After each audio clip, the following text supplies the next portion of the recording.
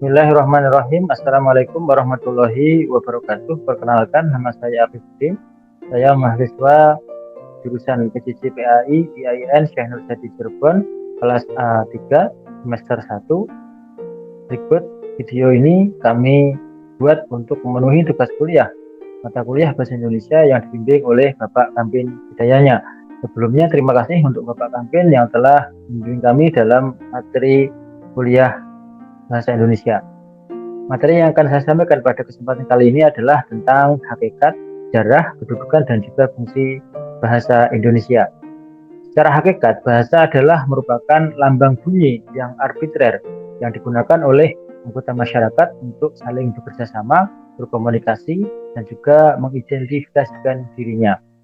Kemudian juga disebut bahasa sebagai alat komunikasi antar anggota masyarakat yang merupakan lambang bunyi yang bermakna sehingga bisa dimengerti oleh sesama anggota masyarakat tersebut.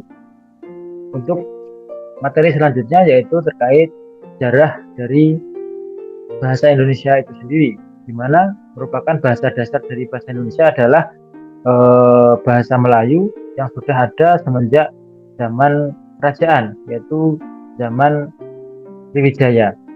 Kemudian pada tahun 1901 disusunlah ejaan resmi bahasa Melayu oleh orang berkebangsaan Belanda yaitu Van Ophusen, dan berkembang lagi pada tahun 1908 pemerintah kolonial mendirikan sebuah badan penerbit buku bacaan untuk masyarakat Indonesia pada saat itu yaitu Taman Baca Rakyat. Kemudian pada tahun 1917 Taman Baca Rakyat diubah menjadi Balai Pustaka, cikal bakal dari percetakan pertama di Indonesia. Kemudian tanggal 16 Juni 1927 ada seorang tokoh yang menggunakan bahasa Melayu pertama kali pada sebuah pidatonya yaitu Yahya Datuk Hajo. Dan berikutnya sebuah peristiwa sejarah terjadi yaitu Sumpah Pemuda yang terjadi pada tanggal 28 Oktober 1928 yang merupakan cikal bakal dikokohkannya bahasa Indonesia menjadi bahasa persatuan. Kemudian tahun 1933 ada beberapa angkatan sastrawan muda yang bergabung dan kemudian mempelopori dalam pembuatan pujangga baru. Kemudian pada tahun 1936 Sultan Takdir Ali Syahbana menyusun tata bahasa buku bahasa Indonesia, yaitu tata bahasa baku pedoman awal bagi masyarakat Nusantara dan berbahasa Indonesia dengan tepat. Dan masih sejarah-sejarah tersebut berkembang hingga kemudian pada masa pendudukan Jepang pada tahun 1942 sampai tahun 1945.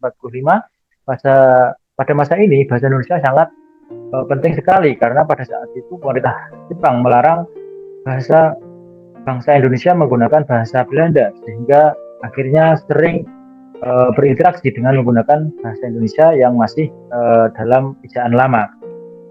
Kemudian setelah Indonesia merdeka diresmikan pada tanggal 18 Agustus bahasa Indonesia dalam Undang-Undang 45, yaitu bahasa negara adalah bahasa Indonesia.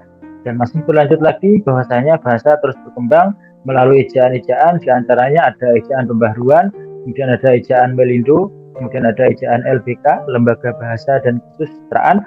Kemudian pada 17 Agustus 72, Presiden Soeharto meresmikan penggunaan ejaan bahasa Indonesia yang diperbarukan atau yang disempurnakan, yaitu EYD.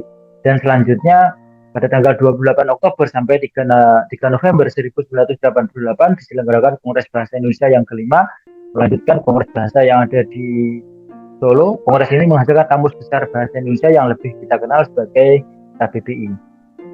Itulah sejarah-sejarah tentang bahasa Indonesia yang berkembang mulai dari bahasa Melayu zaman kerajaan sampai melewati masa-masa penjajahan Belanda, Jepang, dan setelah kemerdekaan akhirnya sampailah bahasa Indonesia sebagai bahasa yang bahasa kesatuan, bahasa nasional, dan juga bahasa negara Indonesia itu sendiri.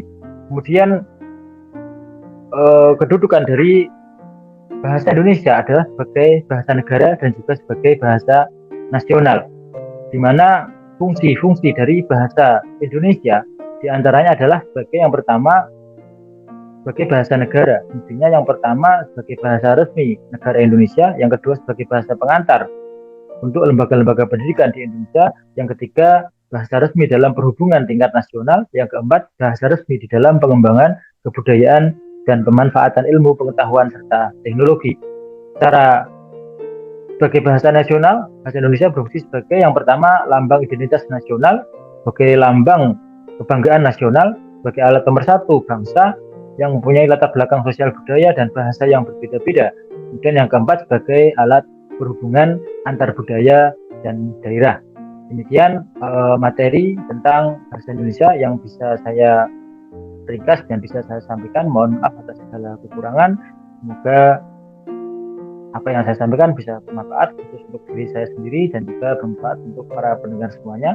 Terima kasih. Assalamualaikum warahmatullahi wabarakatuh.